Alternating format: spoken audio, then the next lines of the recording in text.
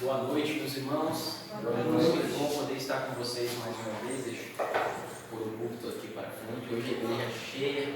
Que bênção. Gostaria de convidar vocês em abrirem as Bíblias de vocês em Daniel capítulo 8. Daniel 8.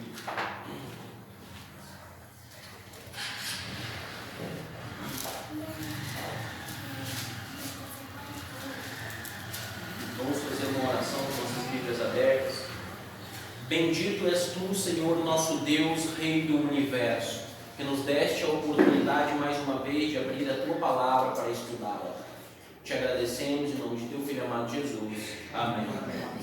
Amigos, nessa noite nós vamos estudar o capítulo 8 de Daniel. Nós vamos estudar o capítulo 8 de Daniel, que é um capítulo muito importante para nós e é um capítulo que fala muito, tem muitos detalhes. E para nós começarmos então, eu gostaria de fazer uma síntese do capítulo 8. Uma vez que são muitos versos, nós não teríamos tempo de ler todos os versos. Então eu vou fazer um breve resumo do conteúdo do capítulo 8 e na medida aqui do nosso culto nós vamos discorrendo sobre alguns detalhes do capítulo 8. No capítulo 8, Daniel ele tem um sonho. Neste sonho ele vê um carneiro com um chifre maior do que o outro. E este carneiro, ele dá marradas, ou seja, ele ataca alguns ambientes, ele ataca alguns locais geográficos. E ele vê nessa visão que um bode com um chifre grande avança sem tocar o chão, ou seja, com muita velocidade. Esse bode avança contra o carneiro. E com força, então esse bode atinge o carneiro de tal forma que o carneiro é morto, é derrotado. Na sequência, no auge da força desse bode, o chifre dele é quebrado. No local desse chifre crescem outros 4 chifres. E na sequência, Daniel também vê um chifre pequeno surgindo. E é dito para Daniel que esse chifre pequeno ele cresceria até o exército do céu, ele atingiria o príncipe do céu e ele atingiria o exército, os santos. E Daniel fica aterrorizado e Daniel pergunta até quando durará essas ações. E então é dito para ele até 2.300 tardes e manhãs, Daniel, e o santuário será purificado. Daniel ele fica chocado com isso e o capítulo 8 termina dizendo que Daniel ele adoece. E nós vamos entender por que Daniel adoece e por que Daniel ficou tão abalado quando ele ficou sabendo das 2.300 tardes e manhãs. Ok? Então nós vamos avançar agora e nós vamos entender então a identidade destes animais. Então vamos abrir as nossas Bíblias. Eu creio que a maioria de vocês já abriu o capítulo 8 e nós leremos o verso 3. O verso 3 diz assim: Então levantei os olhos e vi, e eis que diante do rio estava um carneiro, o qual tinha 2 chifres, e os 2 chifres eram altos, mas um mais alto do que o outro, e o mais alto subiu por último. Então nós temos um carneiro com 2 chifres altos, mas um era mais alto do que o outro. No verso 5 diz assim: Estando eu observando, eis que um bode vinha do ocidente sobre toda a terra, mas sem tocar no chão. Este bode tinha um chifre notável entre os olhos. Então veja, aqui nós temos os 2 animais. Agora, vamos aí ao verso 20 e 21 para nós identificarmos estes animais. Verso 20 diz assim: Aquele carneiro com 2 chifres que viste são os reis da Média e da Pérsia. Verso 21, mas o bode peludo é o rei da Grécia. E o chifre grande entre os olhos é o primeiro rei. Então veja, o primeiro rei da Grécia. Nós entendemos então aqui, mediante a interpretação do próprio texto bíblico, que o carneiro representa a Medo-Pérsia e o chifre mais alto representa Ciro, porque Ciro ele subiu depois. Os medos, inicialmente os persas, eles eram vassalos, eles eram governados pelos medos, mas Ciro conseguiu dominar os medos e virar o jogo de tal forma que Ciro foi considerado o rei dos medos e persas. Então esse chifre maior que ele cresce é uma representação de Ciro. Se vocês lembrarem o urso em Daniel capítulo 7, que representa a Medo-Pérsia, o urso também tem um lado mais alto do que o outro. Então estes animais são bem interessantes. O outro animal que nós entendemos representar Alexandre o Grande, mediante o próprio texto bíblico, representa o reinado da Grécia e também Alexandre o Grande. De tal forma que quando nós olhamos para alguns detalhes históricos, nós percebemos que a história confirma a profecia. Então eu separei aqui alguns dados e diz assim: a história confirma a profecia. 4 anos depois, em 547, Ciro, o persa, já tendo conquistado a Média, agora vence a Lídia e estende os limites de seu reino para o mar Egeu. Em 539, finalmente, ele assumiu a Babilônia. Os persas originalmente eram vassalos dos medos, os venceram, né? E aí eu coloquei a questão dos 2 chifres, então, de um chifre sendo mais alto do que o outro, representa essa ideia aí de Ciro, então, subindo agora e dominando sobre a Pérsia, ok? Então a história, ela nos confirma essa ideia. Então a Bíblia, perceba que o texto bíblico ele está afirmando, o texto bíblico está interpretando o próprio texto bíblico, e historicamente nós também temos a confirmação disso. Um outro detalhe é o seguinte: se vocês olharem junto comigo o verso 4, Daniel 8, verso 4, olha o que diz sobre o carneiro. Vi que o carneiro dava marradas para o ocidente e para o norte e para o sul, e nenhum dos animais lhe podia resistir, nem havia quem pudesse livrar-se do seu poder. Ele, porém, fazia segundo sua vontade, e assim se engrandecia. Perceba, diz que ele dava marradas para o ocidente, para o norte e para o sul. Então ele ataca 3 pontos geográficos, 3 pontos aqui, dos quais ele não vem. E nós entendemos então que ele, quando ele dá marradas para o oeste, para o norte e para o sul, a Medo-Pérsia veio do leste, da Palestina. Então, como ele veio do leste, o único lugar que os medos não atacaram foi do lugar de onde eles se originaram, de onde eles vêm. Então, eles atacam esses outros pontos, que esses ataques, então, são como eles vão governar, que eles vão conquistar esses outros locais, tá certo? Pode passar para nós. E quando nós falamos da Grécia, nós também temos confirmação histórica da interpretação da profecia. Em 490, os atenienses derrotaram os persas na batalha de Maratona. E em seguida, os exércitos de Alexandre fazem o seu caminho através da Arbela e derrotam o fraco Dário em 331, abrindo caminho para as cidades douradas de Babilônia e Suzã. Então aqui nós também temos historicamente que Alexandre o Grande ele vem contra a Medo-Pérsia e ele vai se impor, e de tal forma que ele vai começar a conquistar o território que era da Medo-Pérsia, ou seja, confirmando a profecia bíblica. E o interessante é, irmãos, que se vocês derem uma olhada no versículo 8 junto comigo, olhem o que diz o verso 8. O bode se engrandeceu sobremaneira, e na sua força se quebrou-lhe o chifre. E em seu lugar 4 chifres notáveis para os 4 ventos do céu.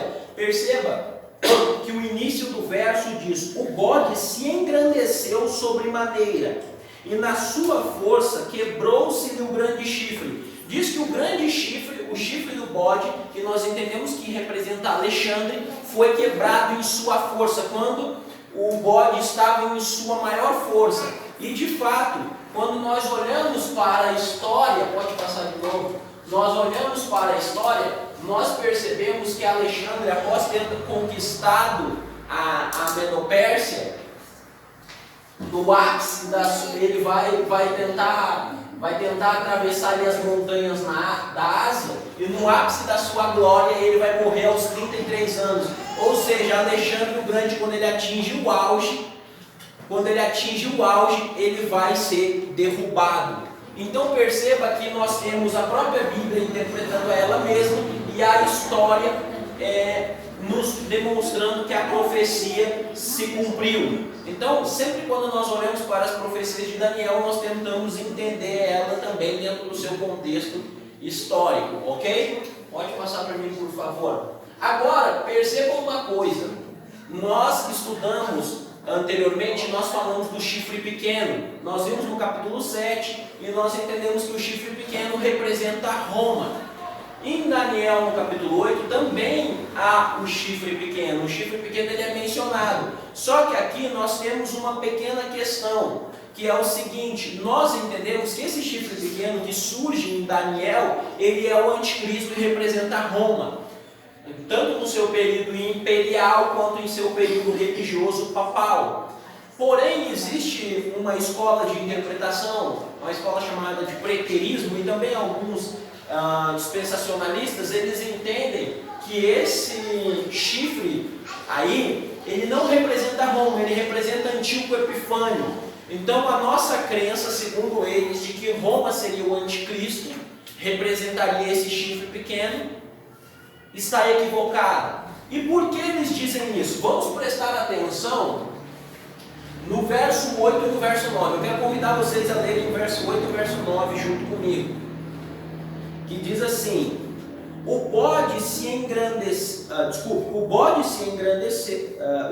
engrandeceu sobremaneira, e na sua força quebrou-se-lhe o grande chifre, e em seu lugar saíram 4 chifres notáveis para os 4 ventos do céu.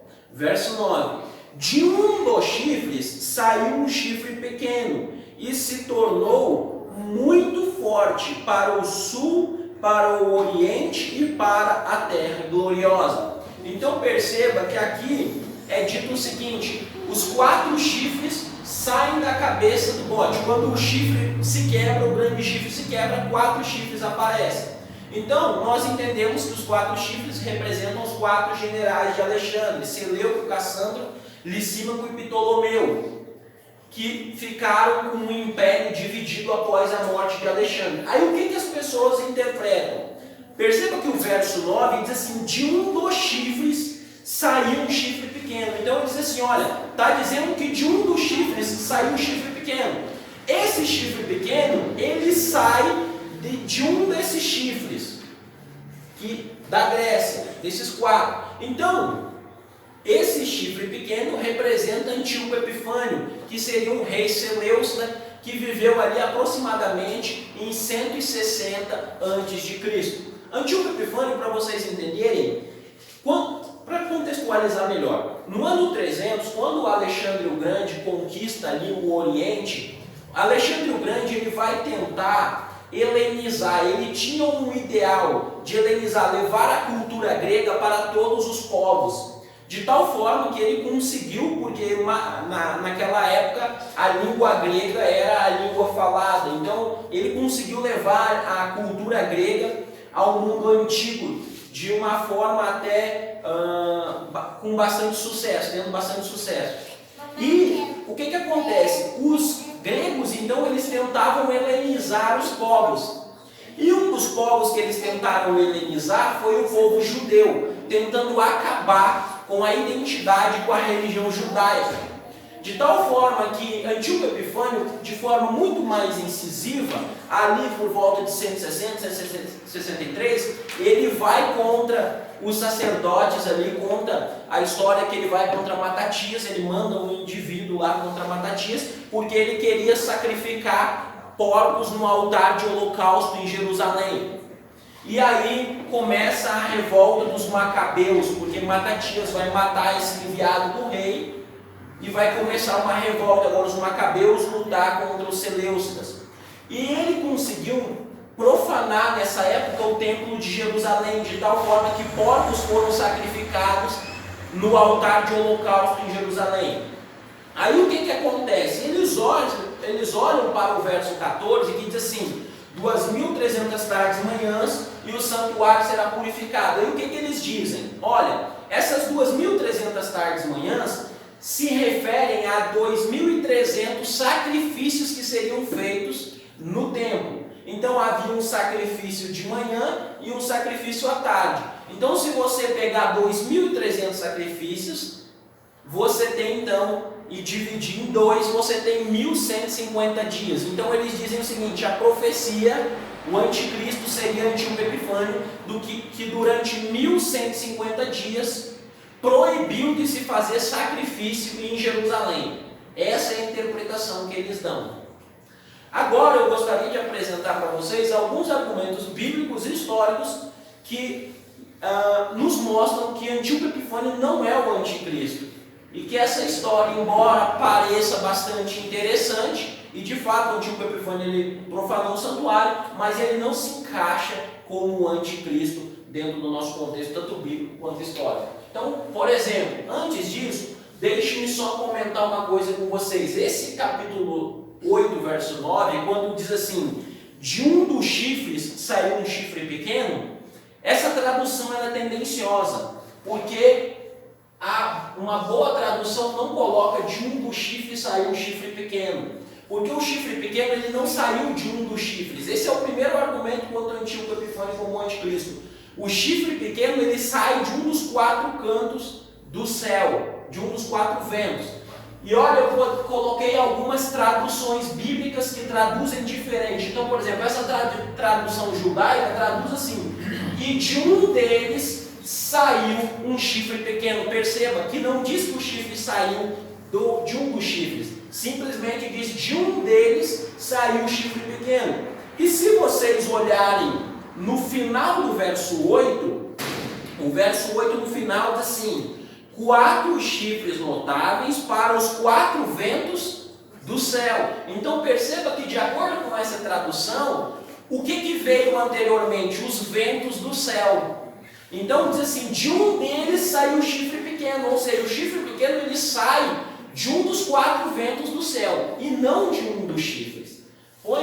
Aí nós temos uma outra tradução, por exemplo, que é a NVI, que é uma tradução bastante conhecida. A NVI também diz: de um deles veio outro chifre, ou seja, dos ventos veio outro chifre. Pode colocar. Eu separei essa outra tradução judaica aqui também, que é o Tanar, que é uma tradução que diz assim: de um deles surgiu um chifre pequeno. Também traduz: de um deles surgiu um chifre pequeno. Pode passar. E por último eu deixei a tradução de Martinho Lutero. Lutero traduziu da mesma forma, e ele assim: de um deles cresceu um chifre pequeno. Ou seja, várias traduções traduzem simplesmente: de um deles surgiu um chifre pequeno, indicando que o chifre pequeno ele sai dos 4 ventos e não de um dos chifres. Então, Antíoco Epifânio já encontraria um problema nesse texto, porque o texto diz que de um deles saiu pequeno. Deixe-me rapidamente falar aqui para vocês o seguinte. Eu separei esse mapa aqui, que ele era da época de Alexandre, do governo de Alexandre. E eu separei aqui as duas aqui que permaneceram, que foram os Ptolomeus e os Seleucidas. Os Ptolomeus, eles governavam essa parte verde aqui de Jerusalém, até por volta de 199 a.C.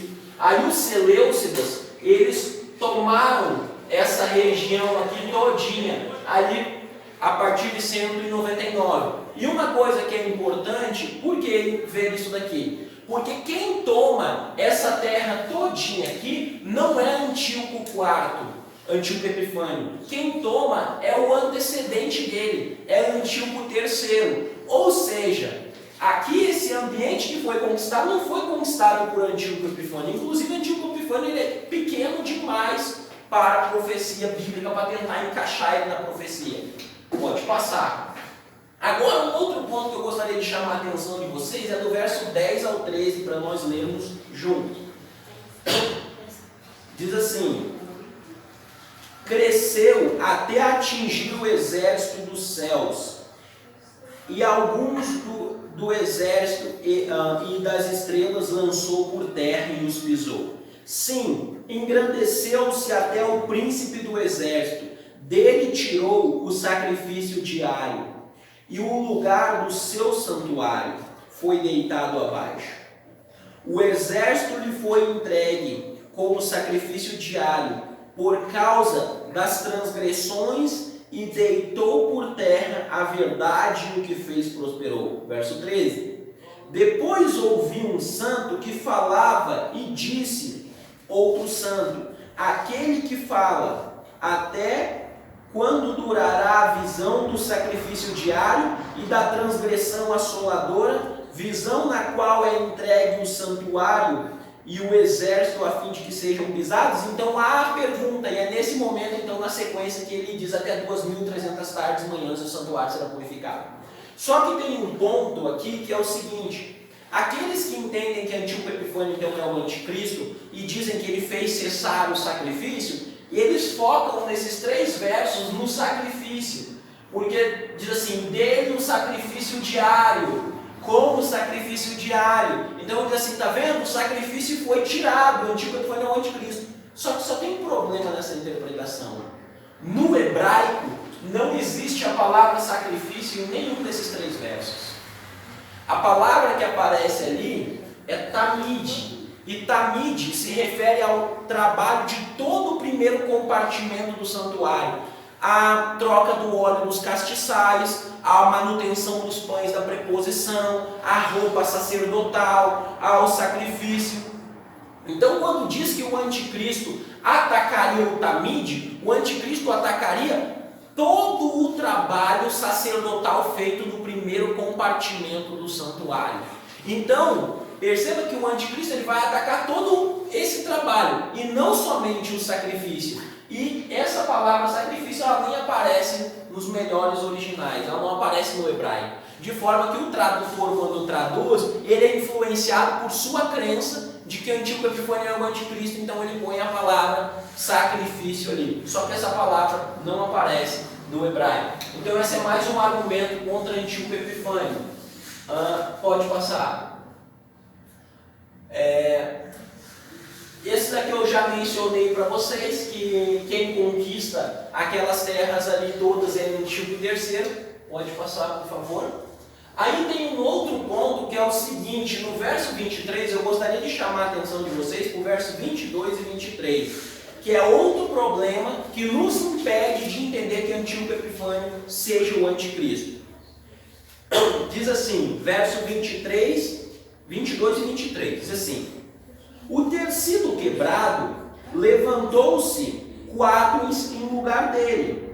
Significa que 4 reinos levantarão deste povo. Ou seja, nós entendemos, já falamos sobre isso, os 4 chifres representam os 4 generais, 4 reinos, que se levantarão deste povo, mas não com força igual a que ele tinha. Ou seja, como o império foi dividido, a força que esse império vai ter agora não é a mesma força que Alexandre tinha. Verso 23. Mas no final do seu reinado, quando os prevaricadores acabarem, levantar-se-á um rei de feroz conduta e especialista em intrigas. Perceba, diz assim, no final do seu reinado se levantará um rei. Isso daqui é uma referência ao chifre pequeno, ao anticristo.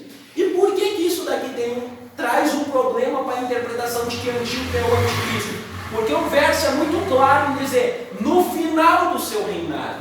E aí o que acontece, meus irmãos? Pode passar de novo. Antíoco não aparece no final do reinado. Antíoco ele é o 8º rei da dinastia Seleucida. Ou seja, houve 7 reis antes dele e mais alguns depois dele. Então ele aparece ali no 8º lugar. Ele não se encaixa de forma alguma dentro da profecia, porque o texto bíblico é claro em dizer que o chifre pequeno, esse rei, aparecia no final do reinado e não no meio, como está Antíoco Epifânio. Então, mais um argumento que nos demonstra que Antíoco Epifânio não é o anticristo.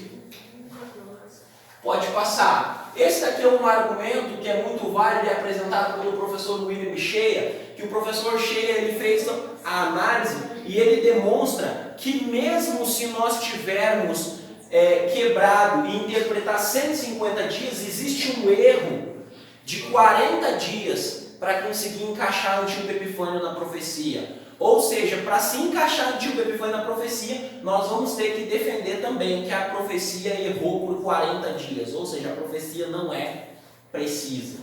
Então, Antíoco Epifânio não é o anticristo de forma alguma. Agora, como nós entendemos o anticristo? Nós já vimos anteriormente que o anticristo representa Roma. Roma representa o anticristo. Roma no seu estado, tanto imperial quanto papal. E como que o Tamide, o trabalho do primeiro compartimento foi jogado por terra? Queridos, abram a Bíblia comigo em Hebreus, no capítulo 1. Em Hebreus, capítulo 8. Hebreus, capítulo 8.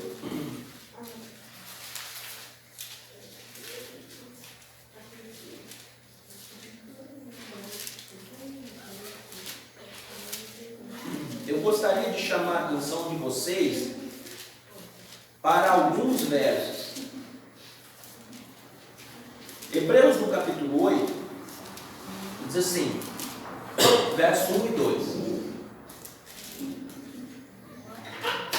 Ora, o essencial das coisas que temos dito é que possuímos tal sacerdote que se assentou à destra do trono da majestade nos céus, como ministro do santuário do verdadeiro tabernáculo que o Senhor ergueu e não o homem.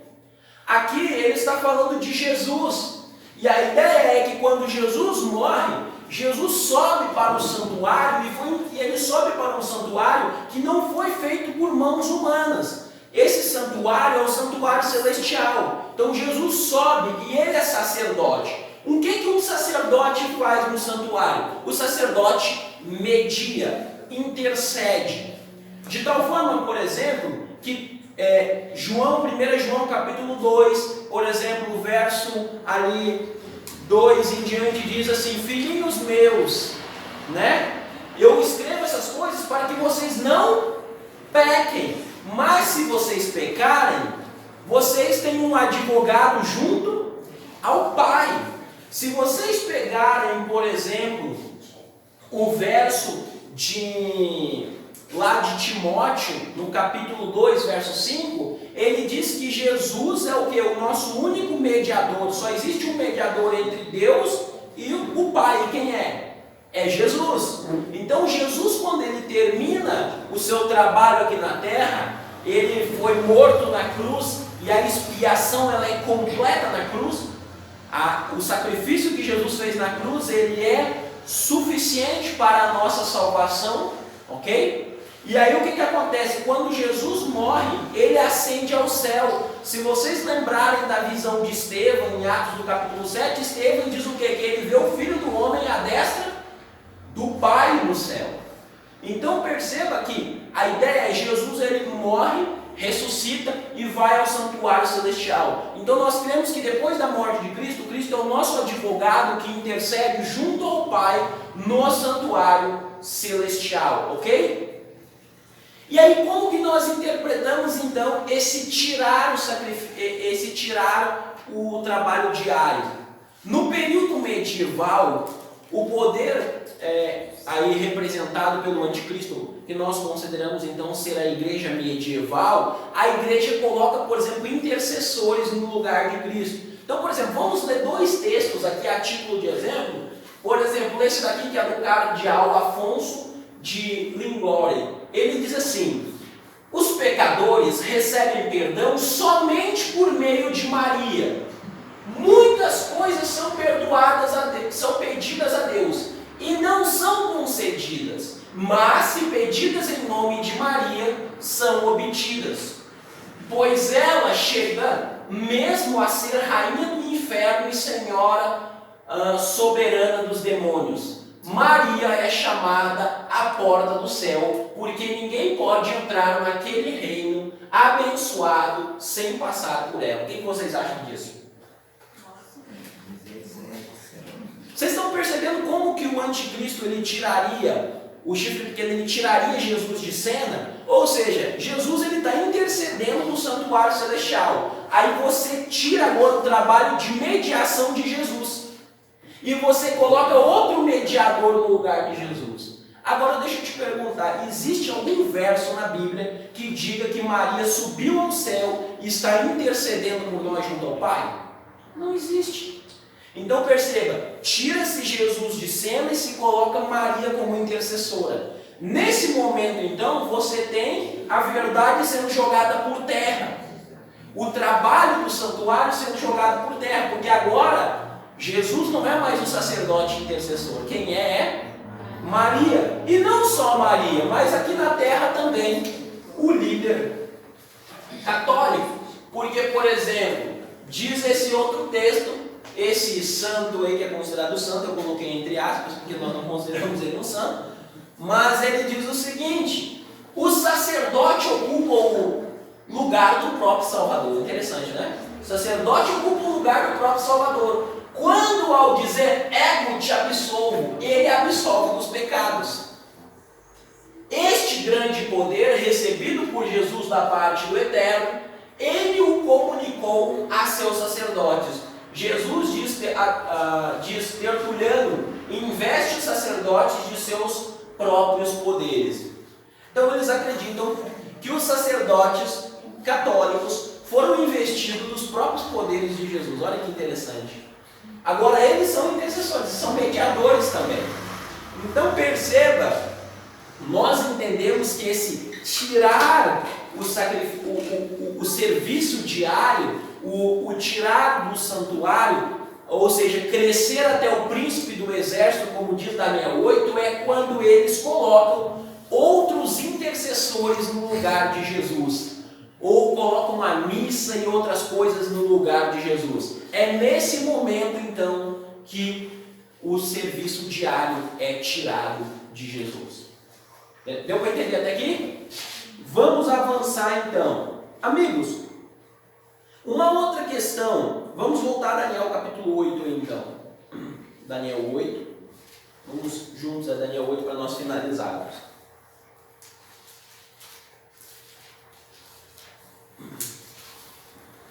É interessante o seguinte, Daniel, que após 70 anos de cativeiro, o povo de Israel voltaria para Jerusalém. Só que quando vem essa visão, e é perguntado o seguinte: até quando, Senhor, durará a assolação? Aí é dito assim para Daniel: até 2.300 tardes e manhãs.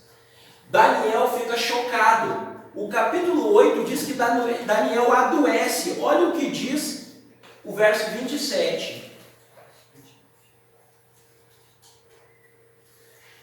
Eu, Daniel, enfraqueci e estive enfermo alguns dias.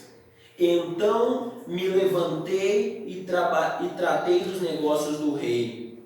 Espantava-me com a visão e não havia quem entendesse. Daniel ele não entendeu a visão. Ele adoeceu. Daniel ficou doente e ele não entendeu a visão das 2.300 tardes e manhãs. E por que Daniel adoeceu? Daniel acreditava que após 70 anos de cativeiro ele ia voltar para Jerusalém. Agora é dito 2.300 tardes e manhãs. Daniel diz assim: o que? Nós vamos ficar mais 2.300 tardes e manhãs aqui? Ou seja, Daniel ele não entende a visão e ele acha que eles vão ficar 2.300 tardes e manhãs ali. E isso daí começa a preocupar ele. O capítulo 9 vai começar com, olha só como é que começa o capítulo 9, verso 1. Ô Tiago, eu já sabia naquela época que tarde de manhã era um manto profético ou não? Sim, Já sabia?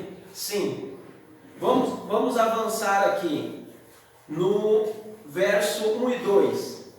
No primeiro ano de Dário, filho de Assuero, da linhagem dos Medos, o qual foi constituído rei sobre o rei dos caldeus, o rei dos caldeus. No primeiro ano de seu reinado, eu, Daniel, entendi pelo livro que o número de anos que falara o Senhor ao profeta Jeremias, que havia de durar as assolações de Jerusalém, era de 70 anos. Então perceba, ele diz assim, eu entendi pelo livro do profeta Jeremias que a assolação ia durar 70 anos. Aí o verso continua dizendo, o capítulo continua dizendo que Daniel se volta e começa a orar. Ele começa a orar e ele nessa oração ele começa a confessar: Senhor, nós transgredimos a tua aliança, nós pecamos contra ti. No verso 11 ele diz: nós reconhecemos que as maldições, as imprecações da lei de Moisés estão caindo sobre nós e por isso nós estamos aqui. Ele começa a reconhecer tudo isso.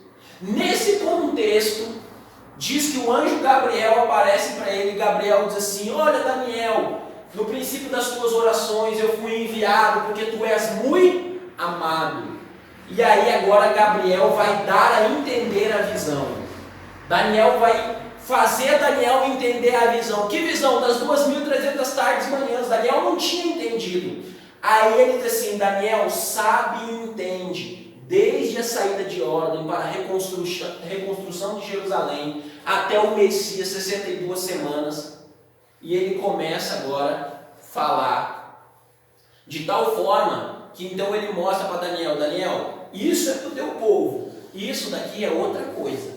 E ele diz assim: desde a saída de ordem, eu não vou entrar em detalhe todos os detalhes do capítulo 9, porque o nosso próximo estudo é sobre o capítulo 9 de Daniel, então vamos guardar algumas coisas para o nosso próximo estudo. Mas ele diz assim: desde a saída de ordem para reconstruir Jerusalém. Nós entendemos historicamente que a saída de ordem para reconstruir Jerusalém foi em 457, quando Ataxerxes dá ali o decreto para se reconstruir Jerusalém. E então você tem a cidade sendo agora reconstruída, reedificada. A partir daí começaria a profecia. Bom, nossa história como adventistas do sétimo dia, ela é marcada pela interpretação dessa profecia. Porque um dia, um estudioso da palavra de Deus, que não era adventista do sétimo dia, porque nessa época a igreja adventista nem existia, Guilherme Miller, estudando a profecia de Daniel, ele olha ali: até 2.300 tardes e manhãs e o santuário será purificado. E ele começa a se perguntar: que santuário é esse? E ele acredita que o santuário seria a terra seria purificada. De tal forma que em seus estudos ele compreende que a purificação do santuário aqui simboliza a volta de Jesus. Vale ressaltar que não foi Guilherme Miller que marcou a volta de Jesus para dia 22 de outubro de 1844, pode escandalizar algumas pessoas. Guilherme Miller ele acreditava que Jesus voltaria ali por volta de 1843. Só que quando deu essa data e Jesus não voltou, um cidadão chamado Samuel Snow se levanta. E Samuel Snow, estudando o calendário judaico e, segundo a história, estudando o calendário caraíta, ele agora vai chegar à conclusão de que Jesus voltaria no dia 22 de outubro de 1844. Naquele dia Jesus não voltou.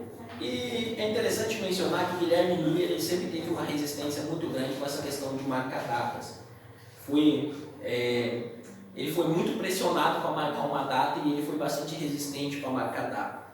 De fato que quando Jesus não voltou, eles estavam em um sermão, José Bates estava pregando um sermão, e quando Samuel Snow chega e ele diz assim: eu tenho uma mensagem. Então José Bates caridosamente cede o púlpito para Samuel Snow, e Samuel Snow leva essa mensagem e o povo sai dali eufórico, Jesus vai voltar no dia 22 de outubro de 1844. Nós conhecemos a história. Jesus não voltou. Aqueles homens eram homens, nós tínhamos ali, por exemplo, Josias Litt, Rian Edson, ou Irã Edson, nós tínhamos Guilherme Miller, nós tínhamos Joseph Himes, nós tínhamos muitos homens de diversas confissões religiosas, metodistas, batistas e tudo mais. Muitos deles se decepcionaram e pararam de estudar as Escrituras, mas um grupo continuou estudando as Escrituras. E segundo diz a história, Irã Edson chegou à conclusão de que o que tinha sido purificado era o santuário celestial. Ou seja, a purificação do santuário simbolizava o início do juízo divino, em 1844. Alguns dizem que ele teve uma visão. É bem pouco provável que ele tenha uma visão, o texto é ambíguo, não dá para saber se ele teve uma visão ou se ele teve uma impressão quando ele estava no milharal. Mas fato é que ele foi uma das pessoas que estava aí pesquisando sobre o assunto e ele chega a essa compreensão junto com os demais irmãos.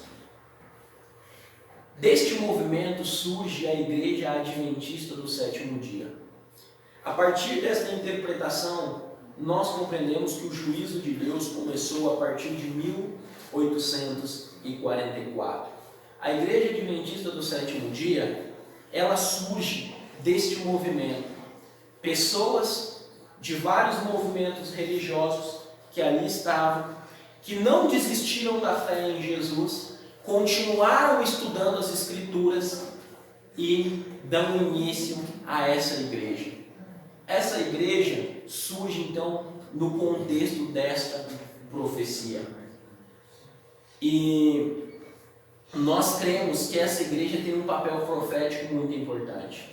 Eu gostaria de convidar vocês a ler 3 versos bíblicos finais aqui para nós, finalizarmos. Apocalipse. Um dos versos que levou aquele povo à compreensão de que eles eram um movimento profético levantado por Deus para pregar uma mensagem, e ainda aquele momento ali ainda não era o final de tudo. Apocalipse 10, verso 11. Então me disseram: é necessário que ainda profetizes a respeito de muitos povos, nações, línguas e reis. Se vocês olharem o capítulo 14, verso 6, diz assim: vi outro anjo voando pelo meio do céu, tendo um evangelho eterno para pregar aos que se assentam sobre a terra, e a cada nação, e tribo, e língua, e povo. E por que esse povo, esse movimento profético, deveria pregar para cada nação, tribo, língua e povo? Olhem comigo o Apocalipse, capítulo 13, quando fala da besta, do anticristo, diz o versículo 7 o seguinte: foi-lhe dado também que pelejasse contra os santos e os vencesse. Deu-se-lhe ainda autoridade sobre cada tribo, povo, língua e nação. Perceba, a besta, diz o texto bíblico, o anticristo, o poder religioso que nós entendemos aí, sendo a igreja medieval, tendo o quê? Poder sobre nações, tribos, línguas e povos. E esse grupo religioso que surge depois de 1844 tinha que pregar a nações, povos, línguas e reis. Ou seja, esse povo teria que pregar uma mensagem profética que libertasse as pessoas que estão sob a autoridade do anticristo, debaixo da autoridade da besta. Por isso, irmãos, nós devemos pregar a palavra de Deus, porque nós somos um movimento profético. Nós somos um movimento profético, levantado por Deus, não porque somos melhores do que outras igrejas, não porque só nós somos salvos e todo mundo está perdido. Deus tem pessoas salvas em todos os meios religiosos, Deus tem os seus sinceros em todos os lugares, mas Deus levantou este povo para pregar uma mensagem profética, uma advertência profética, para que no final dos tempos todos estejam prontos para encontrar com o Senhor Jesus nas nuvens do céu. Amém? O Bill queria fazer uma pergunta? Só queria perguntar aqui assim, sobre esses estudantes da Bíblia. Só que eles estudam tanto a Bíblia e esqueceu lá de Mateus 24, 36, que fala que ninguém sabe, meu pai, meu filho, Sabe a meus Bíblia? anjos, só meu pai. Realmente, eles não enxergaram isso daí, né? Ou enxergaram e tiveram uma interpretação Por aí. isso que ele não queria pegar a data. Ele tinha uma noção sobre isso. O outro lá que bancou e quis Exatamente. fazer revelamento. Também. Então, irmãos, vamos nos colocar de pé e fazermos uma oração para nós finalizarmos. Pai santo e poderoso que habita no reino dos céus, louvado e exaltado seja teu nome, Pai, no céu e na terra. Pai, quão bom é poder estudar a tua palavra e entender a tua revelação, Pai. Te agradecemos pela oportunidade do Senhor, por meio da sua graça, ter nos chamados para a maravilhosa luz. Pai, somos salvos unicamente pela tua graça. E em nome da tua graça e do teu Filho amado Jesus, queremos te pedir que o Senhor perdoe os nossos pecados, nos batize com o teu Santo Espírito, para que sejamos capazes de pregar essa mensagem profética. Te pedimos em nome de teu Filho amado Jesus. Amém.